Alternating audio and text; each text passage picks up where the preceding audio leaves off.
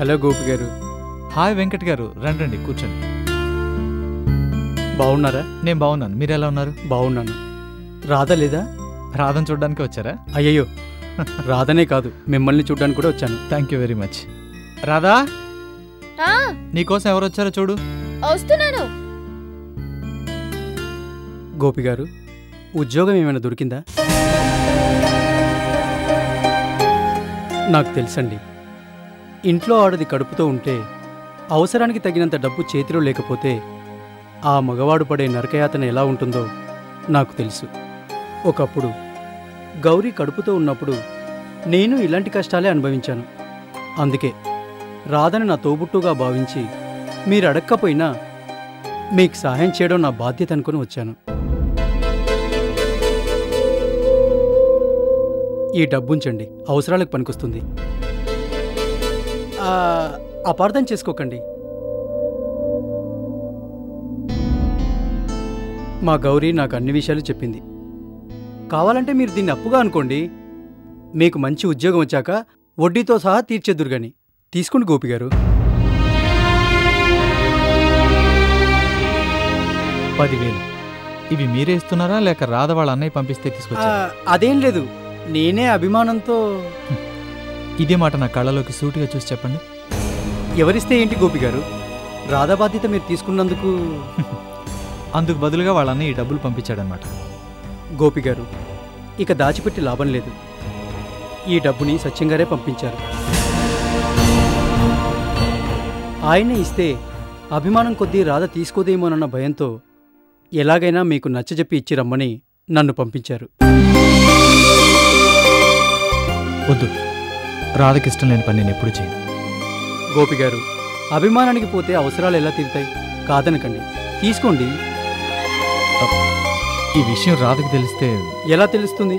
నేను చెప్పను, మీరు చెప్పకండి. తీసుకోండి.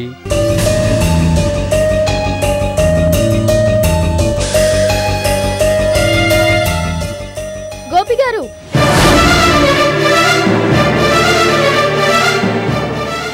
వద్దు, ఆ డబ్బు తీసుకోకండి. అమ్మా రాధా, వద్దు, దయచేసి ఇంకేం చెప్పకండి. నాకంతా అర్థమైంది. రాధా, ఈ డబ్బును మీ సత్యమన్నయ్య తెలుసు, తనే పంపించాడని తెలుసు. మా వదిన నోటికి జడిసి దొంగచాటుగా పంపించాడని నాకు తెలుసు.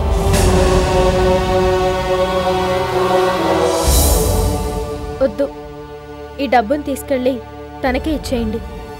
రాధా, నువ్విలా డబ్బును తీసుకొని అన్నావని తెలిస్తే అన్నయ్య బాధపడతాడమ్మా. పర్వాలేదన్నయ్య, ఈ డబ్బు లేకపోతే నేనేం చచ్చిపోను.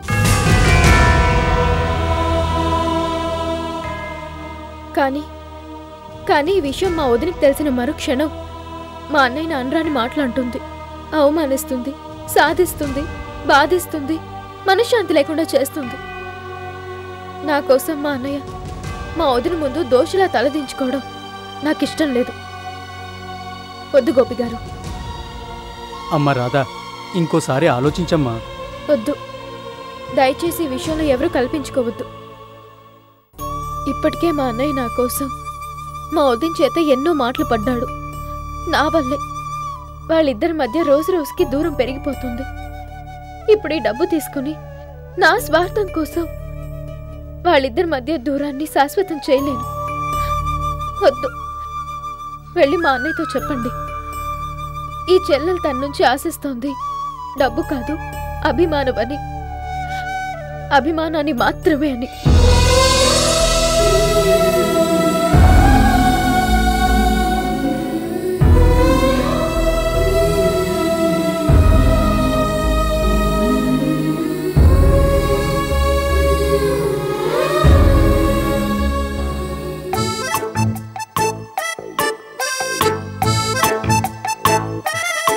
ఛాయా, నేనొచ్చేసా.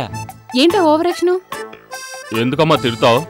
నీకోసం కష్టపడి క్యారేజ్ తీసుకొస్తే తీసుకొస్తే అందరికీ తెలిసేలా అరిచి చెప్పాలా? ఇందా లంచ్లోకి ఏం చేసావు?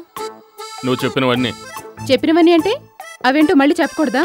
మామిడికాయ పప్పు, మునక్కాయ పులుసు, కొబ్బరి పచ్చడి, నీకెంతో ఇష్టమైన వంకాయ కూర. చాలే. అవును, నీకు సంజకు సరిపడేంత తెమ్మన్నావుగా, సంజ లేదా? ఉందిలే, ఇవాళ జీతాల రోజు కదా, జీతం తెచ్చుకోవటానికి అకౌంట్ సెక్షన్కి వెళ్ళింది. ఏంటి ఇవాళ జీతాల రోజా? ఛాయా మరే సాయంత్రం ఆఫీస్ వదిలాక మన ఇద్దరం అలా తిరిగి రాత్రికి పార్టీ చేసుకున్నావా? పార్టీ నీ మొహానికి కర్మ. ఎప్పుడేం మాట్లాడాలో తెలియని ముద్దు. ఎందుకమ్మా ఊరికే తిడతావు? జీతాల రోజు అందరూ పార్టీలు చేసుకోరేంటి? చేసుకుంటారు. కాస్త బుర్రన్న వాళ్ళతో అయితే పార్టీలేం కర్మ, పబ్బులు కూడా వెళ్ళొచ్చు. ఏమా నాకేం తక్కువ? మొన్న రాత్రి మల్లెపూలు ప్రోగ్రాం పెట్టుకున్నప్పుడు శ్యాము నువ్వెంత మంచోడు రా అని అనలేదు?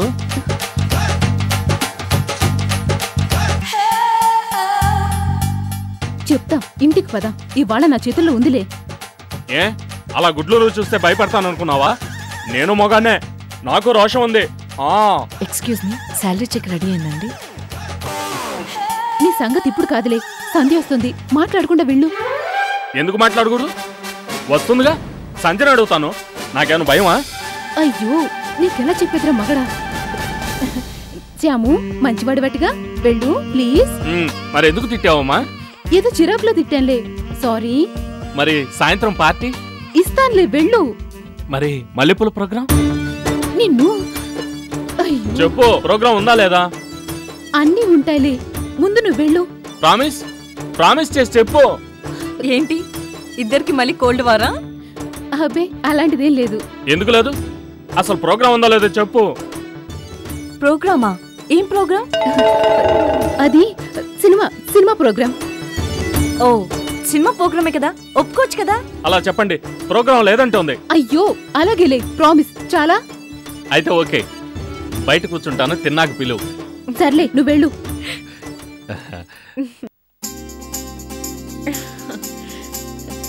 అవును, ఏంటి ఇవాళ ఇంత పెద్ద క్యారేజ్ తీసుకొచ్చారు?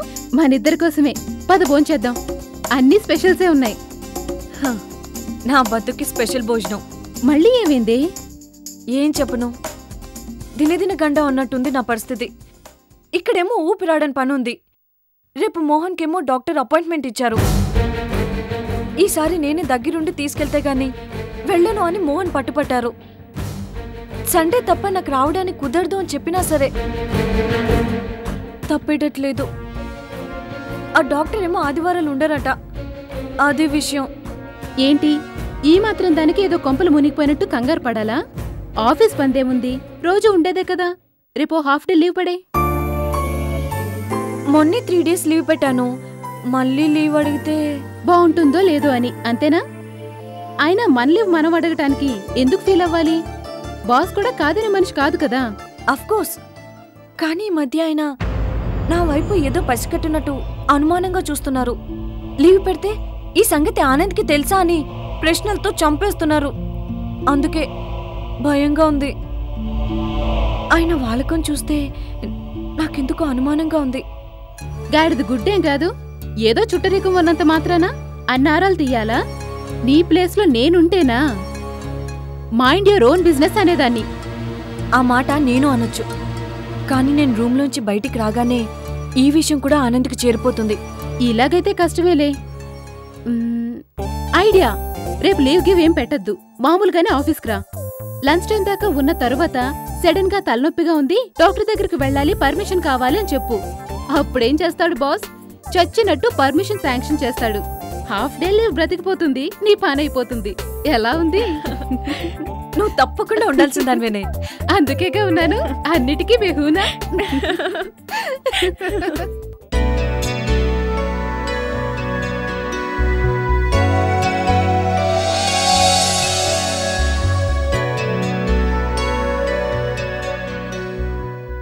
బాగుంది మహాలక్ష్మి, చాలా బాగుంది. వెనకటికి నీలాంటి వాడే ఊరు తగలబడుతుంటే తీరిగ్గా ఇంట్లో కూర్చుని ఫిడేలు వాయించుకున్నాడంట. అలా ఉంది నీ పని. ఏంటి మీరనేది? ఎవరి గురించి? అయ్యో రాత, ఎవరి గురించో అయితే మాకేం పట్టింది? నీ గురించే. నా గురించా? నాకేమైంది? నేను బాగానే ఉన్నాను కదా. బాగానే ఉన్నానని నువ్వనుకుని మురిసిపోతే సరిపోదు, ఊళ్ళో వాళ్ళు అనుకోవాలి. ఏమైంది? అది అలా అడిగావు, బాగుంది. ఇదిగో మహాలక్ష్మి, ఏదో చుట్టరికం లేకపోయినా అభిమానంతో నువ్వు మమ్మల్ని వదినా అని పిలుస్తావుగా. ఆ అభిమానంతోనే మేము చెప్పడానికి వచ్చాం. అబ్బా సంగతి ఏమిటో సూటిగా చెప్పండి. గోపి అదే ఆ రాధనుంచుకున్నాడే వాడు మీ ఇంటి మీదకొచ్చి రాధన్ నువ్వేదో అన్నావని నానా రభస చేసి పోయాడటగా. ఆ గోపి నిన్ను అంతలేసి మాటలన్నా మీ ఆయనకిమ్మనలేదట కదా. అవునొదినా, ఆయన ఈ మధ్య చాలా మారిపోయారు. ఇదివరకట్లా నన్ను ప్రేమగా చూసుకోవట్లేదు, మనసు విప్పి మాట్లాడట్లేదు. పైగా కొత్తగా దాపరికాలు మొదలుపెట్టారు. దాపరికలా? అదేంటి? ఏం చెప్పను, మా ఊరి ప్రెసిడెంట్ గారి దగ్గర అవసరమయ్యి 50,000 అప్పుగా తీసుకున్నాం. అవి మొన్న ఈ మధ్య తిరిగివ్వాల్సిన పరిస్థితి వచ్చి ప్రెసిడెంట్ గారి మనిషొస్తే ఈయన 40,000 తిరిగిచ్చి మిగతా 10,000 అవసరానికి వాడుకున్నాను, వచ్చే నెల తిరిగిస్తాను అని చెప్పారు. కష్టాల్లో ఉందిగా మీ ఆడబిడ్డ. అన్నగారిని కలిసి లబోదిబో అనుంటుంది. మీ ఆయనకి ఆ చెల్లులు నెత్తిమీద దేవత కదా, కరిగిపోయి 10,000 దారబోసుంటాడు. మీ మాట నిజమైనా నేనేం చేయగలను? అలాగే అనుకుంటూ ఈ స్వెటర్లు అల్లుకుంటూ నువ్వు ఇలా సైలెంట్గానే కూర్చో. ఆ రాధమ్మ సెంటిమెంట్తో కొట్టి మీ ఆయన సంపాదనంతా దోచుకుపోతుంది. ఆ తర్వాత నీకు పుట్టే బిడ్డకి మిగిలేది చిప్పే. రోడ్డున పడి ఇలా స్వెటర్లు అల్లుకుంటూ బతకాల్సిందే.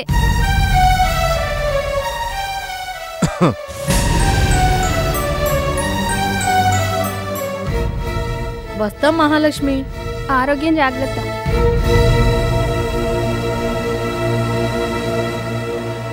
మహాలక్ష్మి, వాళ్ళ ఇంటికి రానివద్దని నీకు ఎన్నిసార్లు చెప్పాలి? వస్తే ఏ బయటేం జరుగుతుందో నాకు తెలిసిపోతుందనా? పిచ్చి పిచ్చిగా మాట్లాడు. రెస్ట్ తీసుకోవాల్సిన టైంలో అనవసరమైన చెత్త విషయాల గురించి పట్టించుకుంటారు ఎందుకు?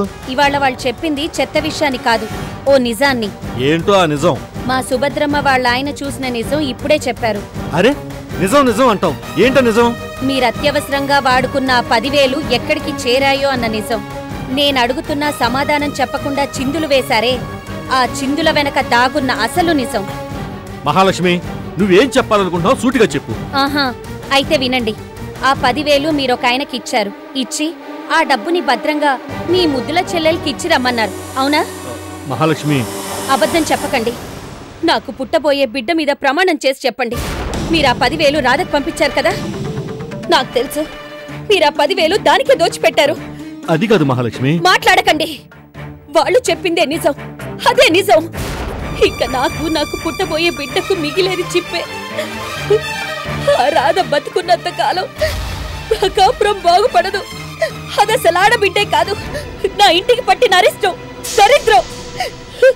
అదున్నంత కాలం నేను మనశ్శాంతిగా ఉండలేను.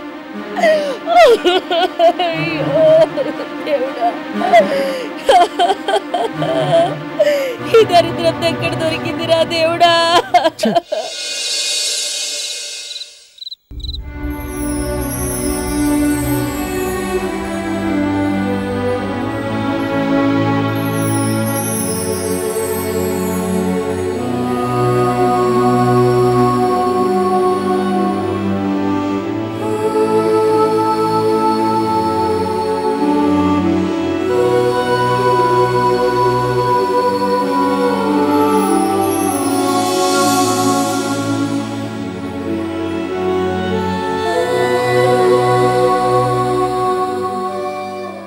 చిచి పిచ్చి మొద్దు.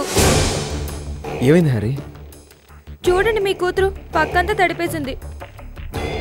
అయినా మీకెన్నిసార్లు చెప్పాలి పడుకునే ముందు టెడ్డీని పాస్ పోయించడానికి తీసుకువెళ్ళమని? ఇప్పుడు చూడండి, బెడ్షీట్ అంతా కంపు కొడుతుంది. హ్యారీ, ఏమైంది నీకు? కళ ఏమైనా వచ్చిందా? మీరొకరు కళ ఏంటి? దిగండి, బెడ్షీట్ మారుస్తాను. అది కాదు హ్యారీ, అసలు నేను చెప్పే. అసలు లేదు, కొసరు ముందు నెత్తుకోండి.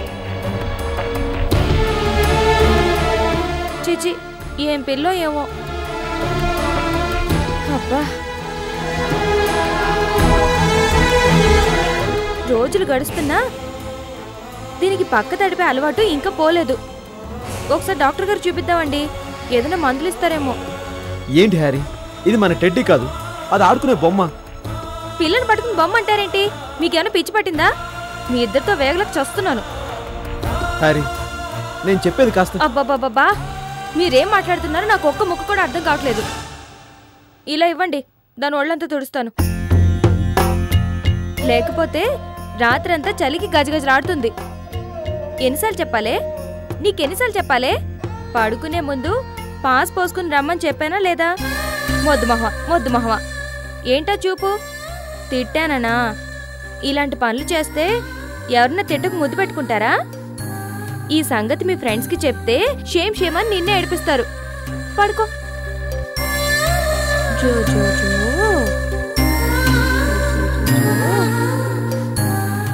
ఏంటి మీకు జోలు పడాలా? పడుకోండి. మీ బాబు కూతుళ్ళకి సేవ చేయలేక చచ్చిపోతున్నాను. హ్యారీ, ఏంటి ఇది పిచ్చిదాన్లా? రోజు రోజుకి ఎందుకు ఇలా అయిపోతున్నావు? చూడు, సరిగ్గా చూడు. అది టెడ్డీ కాదు, బొమ్మ. అది ఆడుకునే బొమ్మ. మన టెడ్డీ లేదు హ్యారీ, వెళ్ళిపోయింది. మనల్ని వదిలి శాశ్వతంగా వెళ్ళిపోయింది. చాలా ఊరుకోండి. ఇది టెడ్డీ కాదు, మన టెడ్డీ కాదు. కాదు హ్యారీ, కాదు. కావాలంటే చూడు, ఇదిగో.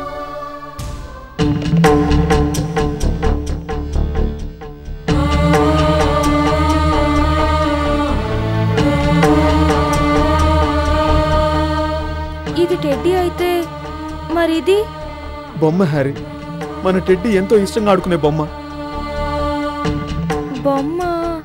బొమ్మే.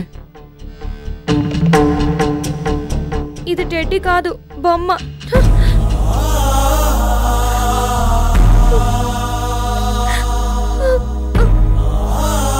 అమ్మ టెడ్డీ,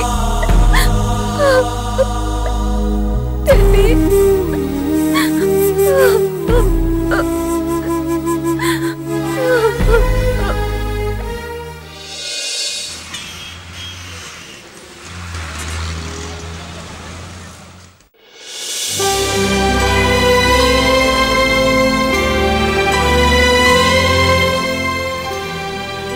ఏమన్నారు?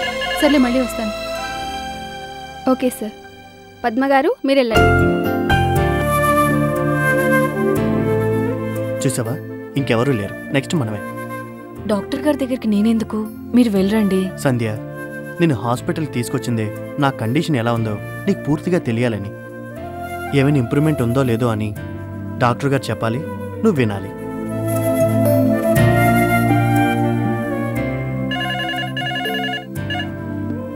Okay sir. మోహన్ గారు మీరు వెళ్ళండి.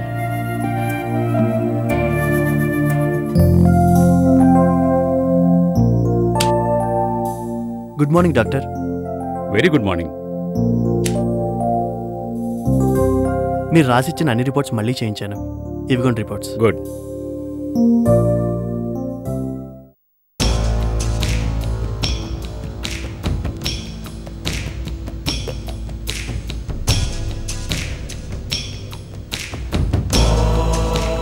మిస్టర్ మోహన్, మెడిసిన్స్కి బాగా రెస్పాండ్ అవుతున్నారు. ఇలాగే కంటిన్యూ చేస్తే అతి త్వరలో కంప్లీట్గా రికవర్ అవుతారు. అతి త్వరలోనే అంటే ఇంకా ఎన్నాళ్ళు డాక్టర్? ఐ మీన్, మేమిద్దరం దాంపత్య జీవితానికి ఇంకా ఎన్నాళ్ళు దూరంగా ఉండాలి? Mister Mohan, I can understand your situation. మీకు 6 months ట్రీట్మెంట్ ఇవ్వాలని లాస్ట్ టైం వచ్చినప్పుడు మీ నాన్నగారితో చెప్పాను. Already 2 months గడిచిపోయినాయి. సో ఇంకా 4 నెలలు. That's all. అంటే నా ప్రాబ్లం ఇంకా 4 నెలలు మాత్రమే, అంతేనా డాక్టర్? అంతే.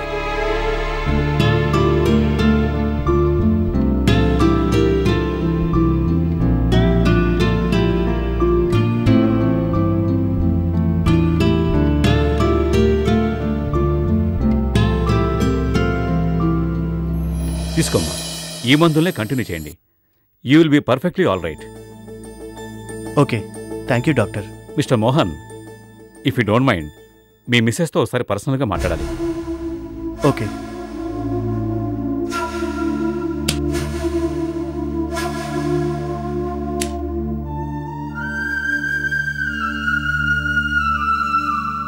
కూర్చోమ్మా. ఇలాంటి విషయాన్ని నీతో చెప్పాల్సి రావటం కొంచెం ఎంబరాసింగ్గానే ఉంది. కానీ ఓ డాక్టర్గా చెప్పక తప్పదు. చెప్పండి సార్. మీ భర్త ఆరోగ్య పరిస్థితి ఎలా ఉందో మీకు ఈ పాటికే పూర్తిగా అర్థమైందనుకుంటాను.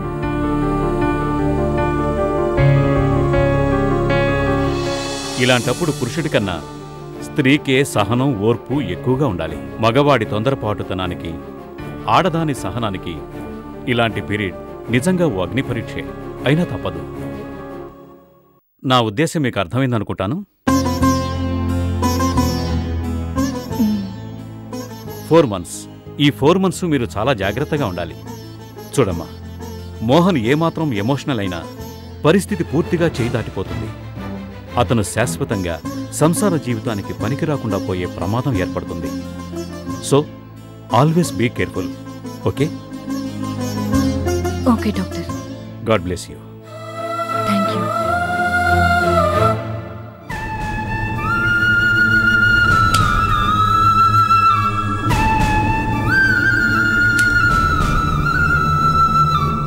డాక్టర్ గారు ఏం చెప్పారు?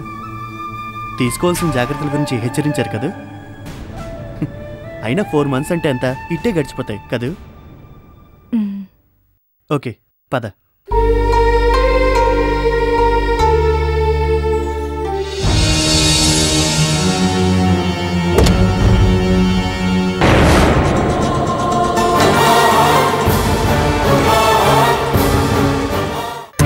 సార్, మీరు నన్ను అవమానిస్తున్నారు. నో, అనుమానిస్తున్నానంటే. మరి హాస్పిటల్కి నీకు తోడుగా వచ్చినతను ఎవరు? శ్రీశైలానికి వచ్చింది కూడా అతనే అనుకుంటాను.